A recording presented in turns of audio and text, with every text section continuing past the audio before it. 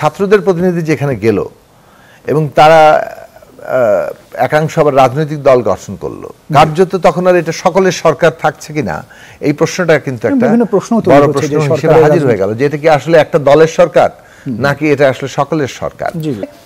এই সরকারের শুরু থেকে একের পর এক ঘটনা ট্যাকেল দিতে হয়েছে, এবং যেটা আমরা বলছিলাম যে সম্ভবত মাইলস্টোনের ঘটনাটা সরকারকে একটু মানে এক ধরনের চ্যালেঞ্জের মুখোমুখি তাদের পড়তে হয়েছে। তো একটা ন্যারেটিভ সেই মুহূর্তে দাঁড়িয়ে গিয়েছিল, সেটা হচ্ছে যে যখন সরকার বিপদে পড়ে তখন রাজনৈতিক দলগুলোকে কাছে ডাকে, তাদের সাথে আলাপ আলোচনা করতে চায়।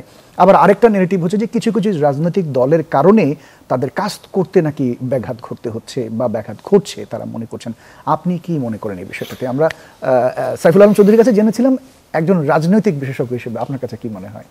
দুটো দিক আছে। একটা হচ্ছে যে এই সরকারের যারা এসছেন তারা প্রথাগত অর্থে রাজনৈতিক দল করা অভিজ্ঞতা সেই জায়গাটার মধ্যে দিয়ে নেন। তারা বিভিন্ন পেশায় তাদের মতো করে কীর্তিমান কিংবা অনেক যোগ্যতার স্বাক্ষর রেখেছেন।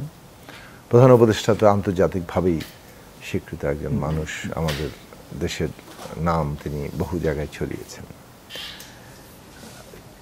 কিন্তু তারা এই সরকারটি একটা অভ্যুত্থানের উপর দাঁড়িয়ে তৈরি হয়েছে, ফলে জনগণের যে উত্থান তার সমর্থনটা এই সরকারের প্রতি আছে, এবং এই অভ্যুত্থানে অংশগ্রহণকারী সবগুলো পক্ষই কম বেশি এই সরকারকে প্রথমেই সমর্থন জানিয়েছে। ফলে সরকারের একটা মানে একটা দারুণ রকম শক্তির জায়গা ছিল, আলাদা একটা গ্রহণযোগ্যতা ছিল, গ্রহণযোগ্যতা শক্তি, মানে জনগণের উপর ভর করে সে অনেক সিদ্ধান্ত নিতে পারে। প্লাস তাদের অনেক ধরনের অব্লিগেশন কম ছিল, মানে পলিটিক্যাল পার্টির কিন্তু নানান অংশের সাথে নানাভাবে সম্পর্ক থাকে, সেগুলো তাদের অনেক সময় করতে যেটা অসুবিধা হয় কিংবা তার পরের কনসিকুয়েন্স নিয়ে ভাবতে হয়। এই সরকারের তেমন ওই কনসিকুয়েন্সগুলো নিয়ে অতটা ভাবার বিষয় ছিল না। তারা যেটা ন্যায্য মনে করতেন সেটা সকলকে আস্থায় নিয়ে তারা সেটা বাস্তবায়ন করতে পারতেন। সেই জায়গাটাতেই আমরা মানে যখনই হোঁচট খেতে দেখেছিলাম একদম প্রথম দিকেই, তখন আমরা বারবার এটা বলতে শুরু করলাম যে একটা ন্যাশনাল পলিটিক্যাল কাউন্সিল কিংবা জাতীয় রাজনৈতিক কাউন্সিল করা দরকার। যেহেতু রাজনৈতিক দলগুলো সরকারে যোগ দেয়নি, কাজে সরকার এবং রাজনৈতিক দলের মধ্যে যাতে একটা ভালো আন্ডারস্ট্যান্ডিং থাকে, এবং সেই ক্ষেত্রে সরকার যা করতে চায় সেটা যাতে সকল পক্ষের সাথে আলোচনা করে নিতে পারে, এবং তখন তাদের সেটা এনফোর্স করতে অনেক শক্তি তারা পাবেন এবং বাধাগুলোকে তারা অতিক্রম করতে পারবেন। সরকার সেই ধরনের কোনো কাঠামোতে যায়নি। যখন তারা প্রয়োজন মনে করেছেন মাঝে মধ্যে কখনো কোনো কোনো ইস্যু ভিত্তিক আলোচনা করেছেন, যেমন প্রথম আলোচনাটাই 13ই আগস্ট একটা ইস্যু ভিত্তিতে, কিন্তু 8ই আগস্ট সরকার গঠনের পরে যখন 5 থেকে 8 এই সময় সরকার গঠন নিয়ে আলোচনা চলছিল, কথা ছিল যে এটা সকল পক্ষ আলোচনা করবে। এখন হচ্ছে আমরা মানে অনেক পরে এসে এই পর্যালোচনা করছি, এর মূল্য কতটা আছে সেটা নিয়ে প্রশ্ন অনেকে তুলতে পারেন, কিন্তু 5 থেকে 8 ওই সময় দায় কিন্তু একটা ইম্পর্টেন্ট ব্যাপার। সেই সময় সব পক্ষ শিক্ষার্থীদের উপরেই আমরা মানে দায়িত্বটা একভাবে দিয়ে দেওয়া হয়েছিল। এখন তখন তাদের দায়িত্ব ছিল যে রাজনৈতিক পক্ষ এবং অন্যান্য সমস্ত স্টেক হোল্ডারদের সাথে বসে একটা সরকার গঠনই কেবল নয়, এই যে আমি এসেই যে কথাগুলো শুনলাম, যে ধরেন অনেকগুলো প্রশ্নে পরবর্তীতে আমরা একমত হয়নি, যে কার অধীনে শপথ হবে, কোথায় শপথ হবে, সংবিধানের কি ভবিষ্যৎ হবে, নানান রকম প্রশ্ন নিয়ে। তাহলে এই যে এটা কি, মানে আমরা অভ্যুত্থানের মধ্যে কি অর্জন করলাম, কেউ কেউ এটাকে বিপ্লব বলছেন, ফলে পরবর্তী কেবল সরকার নয়, তার করণীয়টা কি হবে, কোর্সটা কি হবে, এইটার প্রশ্নেই কিন্তু রাজনৈতিক ডিরেকশনটা প্রথম ঠিক করা দরকার ছিল। ফলে কেবলমাত্র সরকারের প্রশ্নেই একটা মতামত নয়, সেটা প্রশ্নে তো মতামত সকলের নেওয়া উচিত। এটা তো এমন নয় যে আচ্ছা ঠিক আছে অমুকের মতামত নিয়েছি, বড় দল আছে তার মতামত নিয়ে ফেললাম তাতেই হয়ে গেল, অথবা আমরাই তো নেতৃত্ব দিয়েছি আমাদের আর বাকিদের জিজ্ঞেস করতে হবে কেন। এই যে পুরো ব্যাপারগুলোর মধ্যেই মানে ইনহারেন্টলি মানে অন্তর্নিহিতভাবে অগণতান্ত্রিক এই বৈশিষ্ট্যটা প্রকাশিত হয়েছে। আপনি কাউকে যোগাযোগ করে না পেলে তাকে যোগাযোগ করবেন, কিন্তু আপনাকে ওই বৈঠককে যদি আপনি গুরুত্বপূর্ণ মনে করেন, সকলের মতামতকে যদি আপনি গুরুত্বপূর্ণ মনে করেন, তখন সকলকে আপনি হাজির করাটাই প্রধান কাজ হবে। এবং সেই জায়গাটা খুব জরুরি ছিল। এটার ফলে যেটা হয়েছে, সরকার একটা গঠিত হয়েছে কিন্তু তার করণীয় কিন্তু ঠিক হয়নি। এমনকি সরকার নিজে গঠিত হওয়ার পরে তারা যে রাজনৈতিক সকল পক্ষকে ডেকে একটা কোর্স অফ অ্যাকশন ঠিক করবেন, সেটাও তারা করেননি। যেন কোথা থেকে তাদের কোর্স অফ অ্যাকশন বোধহয় ঠিকঠাক করা। যাই হোক, কিছু প্রশ্নে তারা আলাপ করতে চাইছেন এবং মনে হলো যে তারা একটা বেশ নিজেরাই একটা অথরিটি, বাকিরা তো আসলে ঠিক যে সেফ কোঅর্ডিনেশনের জন্য হয়তো দরকার।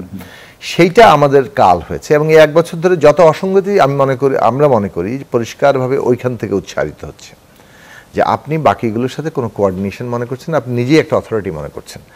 এবং ছাত্রদের প্রতিনিধি যেখানে গেল এবং তারা একাংশ আবার রাজনৈতিক দল গঠন করলো, কার্যত তখন আর এটা সকলের সরকার থাকছে কিনা এই প্রশ্নটা কিন্তু একটা বড় প্রশ্ন হিসেবে হাজির হয়ে গেল যে এটা কি আসলে একটা দলের সরকার নাকি এটা আসলে সকলের সরকার। সেই জায়গাটা কিন্তু যে কেউ তুলতে পারেন। আমি বলছি যে আমরা সমর্থন দিয়ে আছি, কিন্তু মানে সে কারণেই দেশের একটা গণতান্ত্রিক উত্তরণের জন্য অনেক প্রশ্ন আমরা জোরের সাথে তুলছি না, কিন্তু এই তোলাটা কিন্তু কেউ অস্বাভাবিক নয়, অযৌক্তিকও নয় এবং তোলার যথেষ্ট গ্রাউন্ড আছে। সরকারের পক্ষপাত সেটাকে স্পষ্ট করে মাঝে মাঝে তোলে যে এই জায়গাটাতে কার সরকার এটা। এখন অভ্যুত্থান যে একটা কালেকটিভ ব্যাপার, এইটাকে আমরা স্বীকার করছি নাকি অভ্যুত্থান একটা মানে কোনো একটা বিশেষ গোষ্ঠী অভ্যুত্থানকে নেতৃত্ব দিয়েছে, বাকিরা বোধহয় সে মানে নামকা ওয়াস্তে সমর্থন দিয়েছিল অথবা এটা সাথে আছে। হ্যাঁ, এই জায়গাটা কিন্তু বিপজ্জনক জায়গা তৈরি করবে এবং ইতিহাসের এবং ঘটনার উপরে কর্তৃত্ব দখল তো ক্ষমতার সাথে সম্পর্কিত হয় এবং ওই কারণেই দখলটা করতে অনেকে চেষ্টা করে। এই প্রবণতাটাই মানে ফ্যাসিবাদী প্রবণতা। শেখ হাসিনা, আমি যেটাকে একটু মাঝে মাঝে বলি যে হাসিনাগিরি, মানে এটা শেখ হাসিনাকে ব্যক্তি হিসেবে চাইতে ওই অ্যাকশনটাকে দেখানো যে এই কাজটা করার মধ্যে দিয়ে।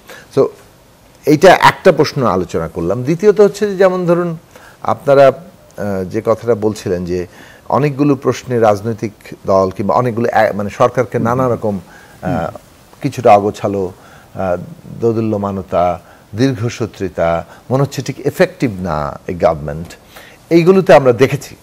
এবং সেই দেখার কারণও কিন্তু ওইটাই আর কি, যে তাদের শক্তির ভিত্তি কোথায় সেই জায়গাটা তারা স্পষ্ট করে মানে যদি এই কাউন্সিল গঠনের মধ্যে দিয়ে নিতেন, তাহলে আমলাতন্ত্রের উপরে তারা কিন্তু তাদের যে মানে লক্ষ্য কিংবা যে কর্মসূচি মানে অভ্যুত্থানের আকাঙ্ক্ষা অনুযায়ী যা করা উচিত সেইটা তখন তারা এনফোর্স করতে পারতেন।